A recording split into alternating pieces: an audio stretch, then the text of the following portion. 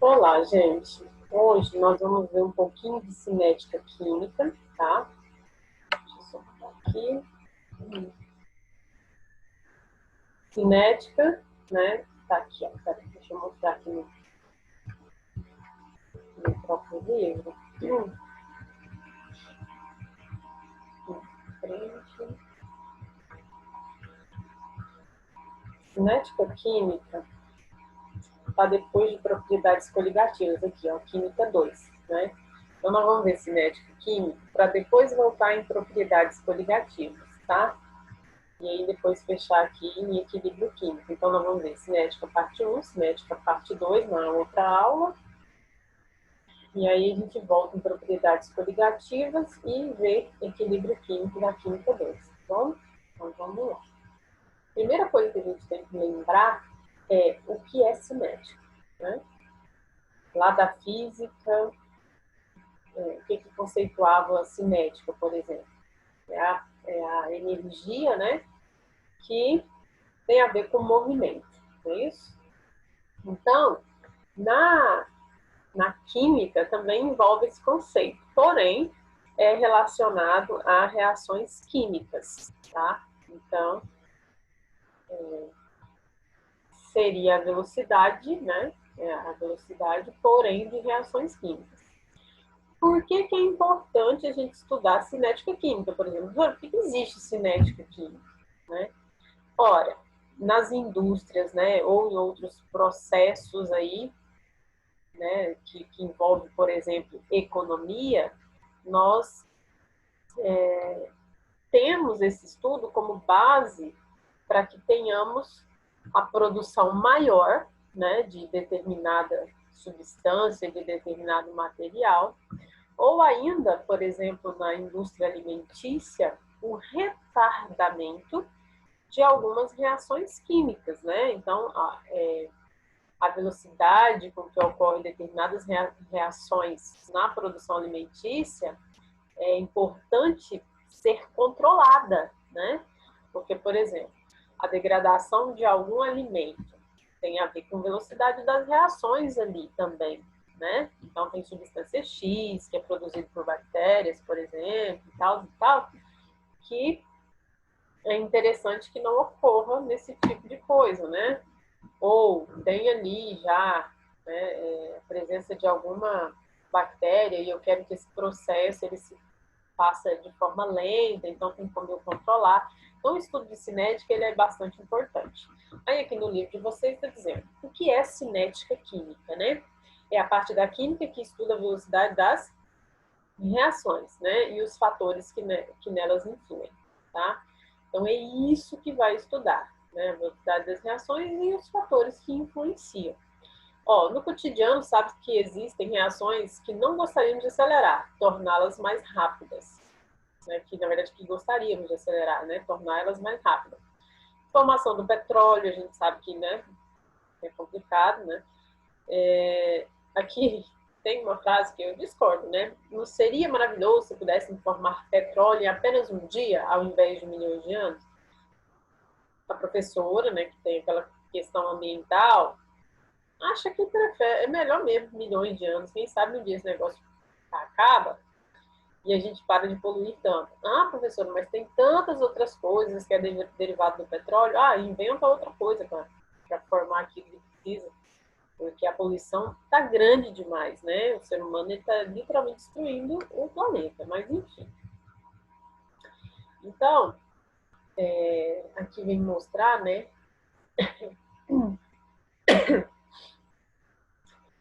A função matemática da velocidade, né?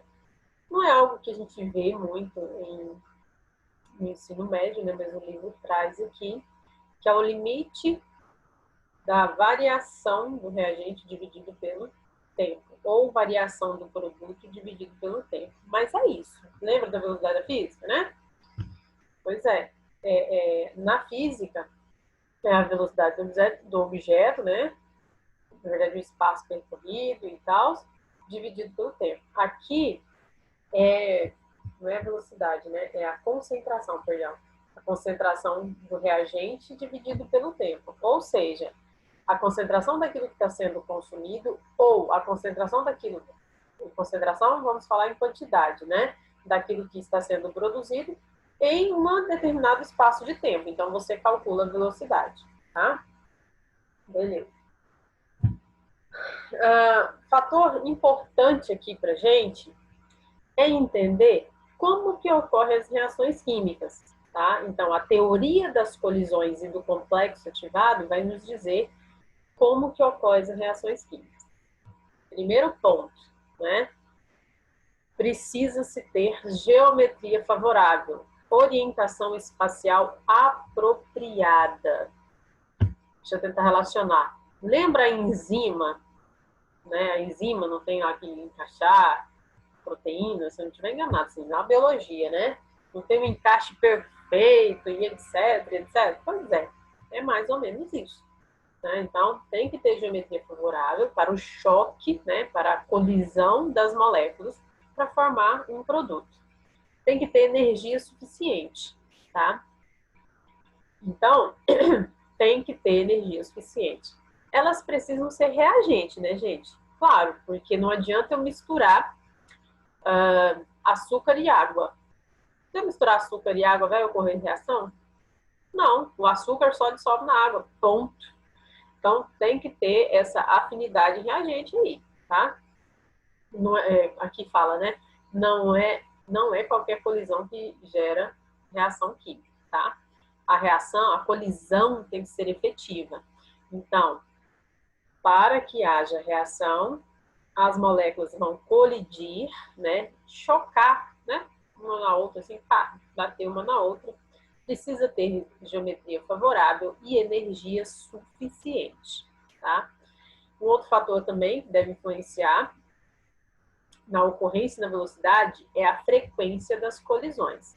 Por exemplo, se eu pego, vamos imaginar que eu tenho o gelo, que é sólido, e uma outra substância sólida, e elas são reagentes, e eu coloco elas em contato no estado sólido. Vai ocorrer reação? O que vocês acham? Eles estão no estado sólido, né? Não vai ter contato um sólido com o outro praticamente, só ali de superfície. Então não vai ocorrer reação química, né? Então precisa de alguns fatores para que ocorra, tá? Aí aqui ele dá um exemplo, né? Como se fosse a moléculazinha e tal. Então tem um exemplo do H2 e do I2, né? Aqui dois átomos de hidrogênio formam H2, né? E dois iodos. Então, são moléculas gasosas que se movem a grandes velocidades e, obviamente, elas se aproximam, elas se chocam aqui. Uma vez conseguindo a aproximação, pode ocorrer uma colisão, né? Que aí é dita efetiva. A colisão deve ter energia suficiente, geometria favorável, para que, então, ocorra a reação química. Olha o que acontece, né? Tem energia suficiente, o que vai acontecer aqui com energia suficiente? O rompimento da ligação entre os dois hidrogênios, né? E os dois iodos, obviamente, formando aqui, ó, vou botar aqui em vermelhinho, uma nova ligação, tá? Então, é isso que ocorre. Gostei do meu desenho. E aí você tem o gás HI, né? Que é o iodeto de hidrogênio formado, ok? Então, precisa dessa colisão favorável, precisa de tudo isso. E aqui vai mostrar. Teoria do complexo ativado. Então, ocorreu a reação ali no exemplo simples, né?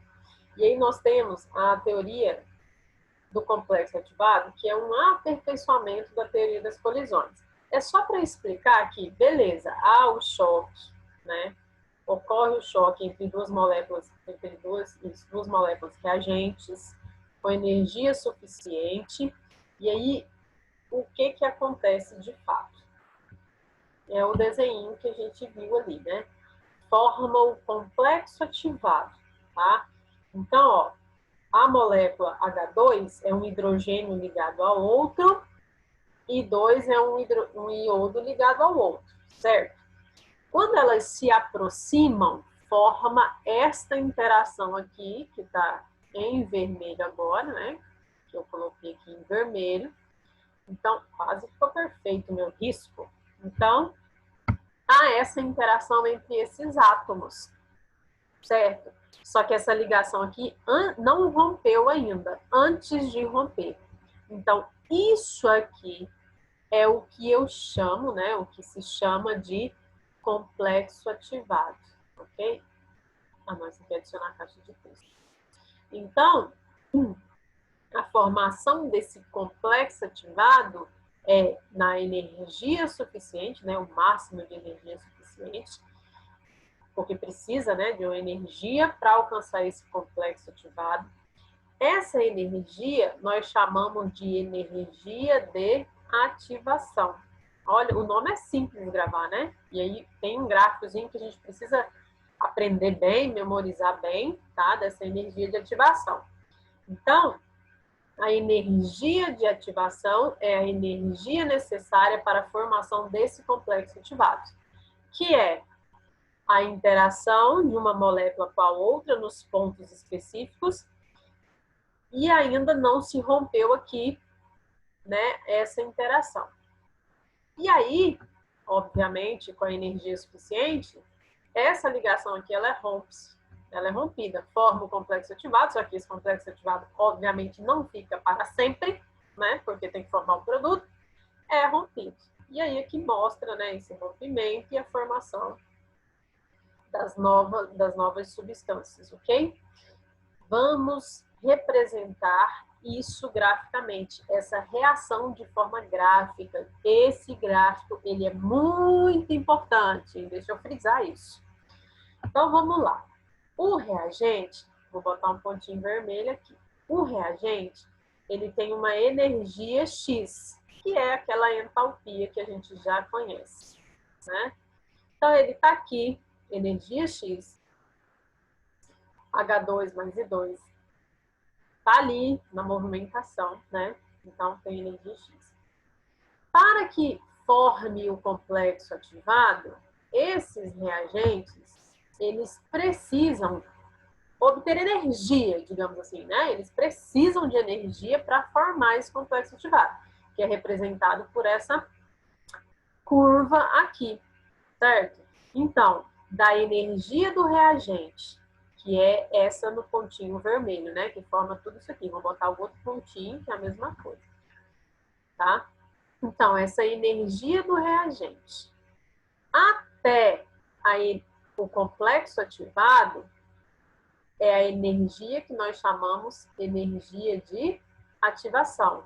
É a energia necessária para formar o complexo ativado. Aqui tá errado, tá, gente? Aqui tá escrito reagente. Consertem aí. Não é reagente, é produto, tá? Então, beleza, ó. O reagente tem uma energia X, aí ele atinge uma energia Y aqui, né? Para formar aquele complexo ativado, que é a interação entre as moléculas e ainda tendo as ligações da própria, né, de cada molécula reagente. Aí adquiriu energia suficiente, formou o complexo ativado, rompeu a ligação da molécula original, perdeu, ou seja, liberou energia, chegamos aqui ao produto. Então, aqui, nos dois pontinhos, né, que é a mesma coisa, você tem a energia do produto. Então, perceba que do reagente até o complexo ativado é energia de ativação de 40 kcal por mol. Isso é um dado aqui, né? Claro que pode vir os valores aqui e você tem que dizer, né, para mim, qual é o valor. Mas tudo bem. Olha o que aconteceu. O reagente tinha maior energia, aí formou o complexo ativado, formou o produto. Na formação do produto, lá chegou no fim, né, esse processo, você percebe que a reação tem menor energia, Ou seja, é uma reação com perda de energia, porque no produto no reagente tinha uma energia maior, chegou no produto com energia menor. Então houve perda de energia. Lembrando de entalpia, essa entalpia aqui é negativa, porque perdeu energia, perdeu calor, né? Então, o ΔH, no caso, é -6, né? Porque é uma informação do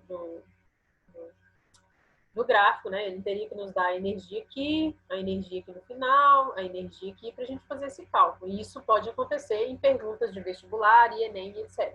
Tá? Então, pelo gráfico de cinética química, que mostra a energia de ativação, tem como a gente calcular a entalpia da reação. Perceba a ligação dos conteúdos aqui. Esse gráfico ele é muito importante, tá? Pode ser que haja um outro gráfico assim, ó.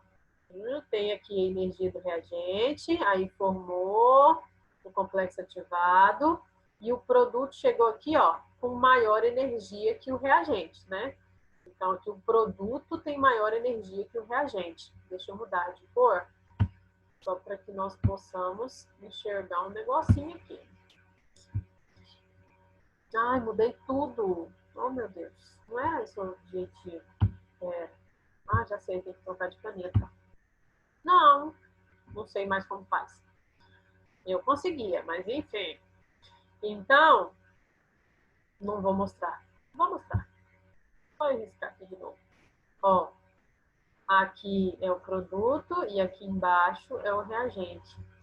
Portanto, isso aqui não houve liberação de energia. Por quê? Tem o reagente aqui com energia menor, houve o processo reacional, formou o complexo ativado, né? Formou o produto com maior energia. Então, houve uma absorção. Aqui, o ΔH, no caso do meu exemplo, seria positivo, tá? Então, esse gráfico, ele é importantíssimo, tá? Para que nós compreendamos o processo que ocorre numa reação, a formação de complexo ativado, o que é energia de ativação, e no próprio gráfico a gente consegue calcular esse ΔH, ok? Então, essa é a primeira parte, né? Bom, eu quero mostrar aqui um exemplo, né, do exercício de gráfico para vocês.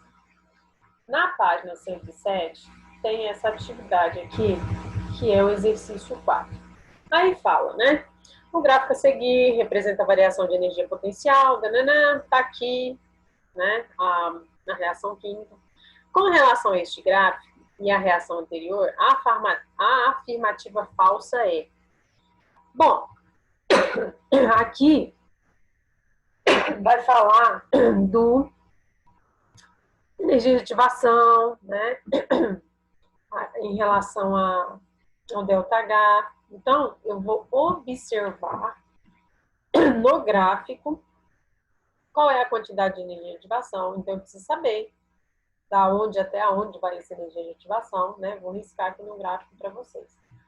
O valor de ΔH. E aí, eu vou colocar um outro conceito aqui de reação direta e reação inversa. A gente já deve ter falado em algum momento sobre isso.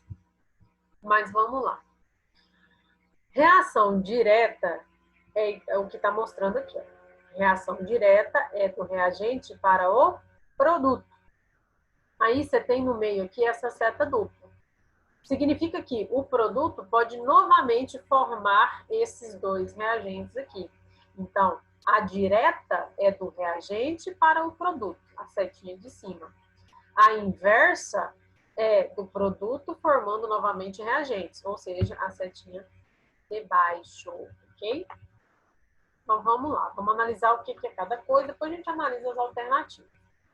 O reagente está aqui, então eu sei que a energia de ativação ela vai do reagente, que no caso está triscando aqui na reta zero, então 0 kJ. E aí, ó, Foi até... Vai ficar retinho, gente. Vai, credo. Até aqui em cima. Ficou retíssimo. Coordenação motora excelente.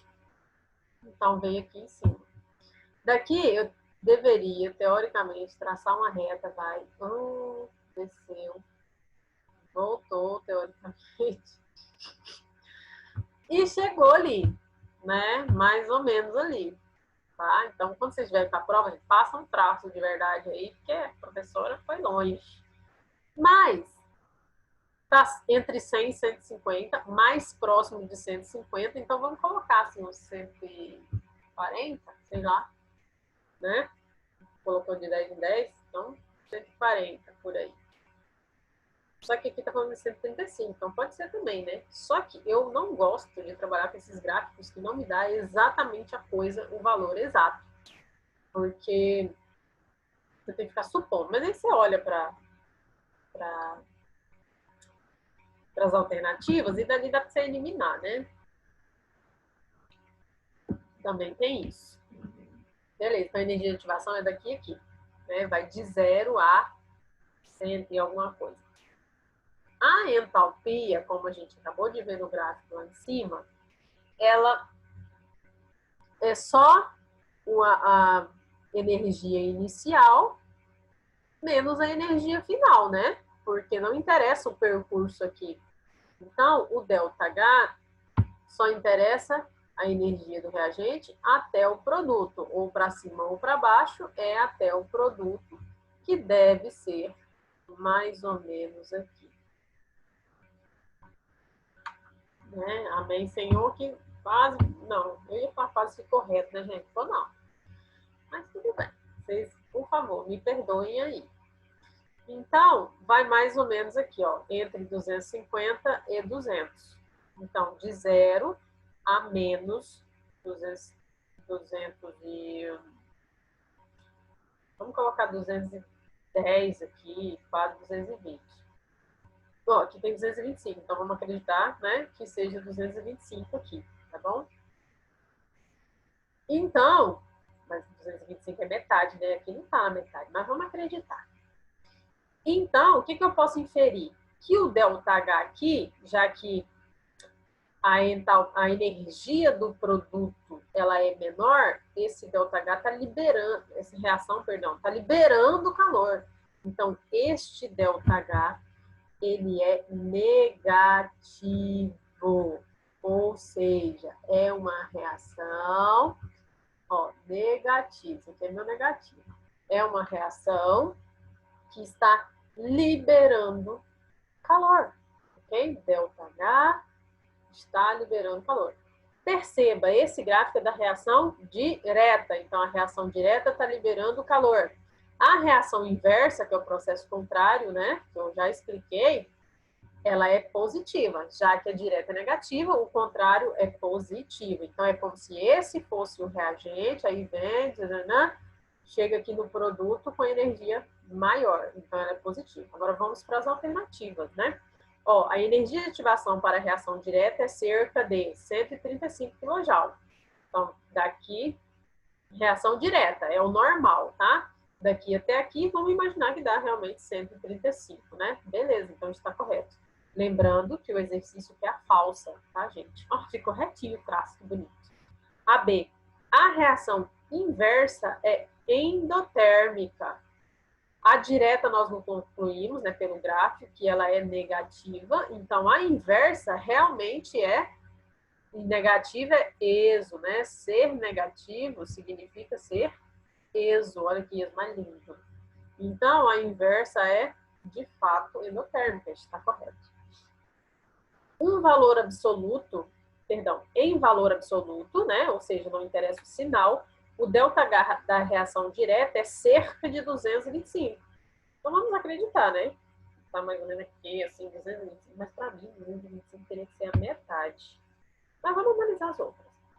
Em valor absoluto, o ΔH da reação inversa é cerca de 360.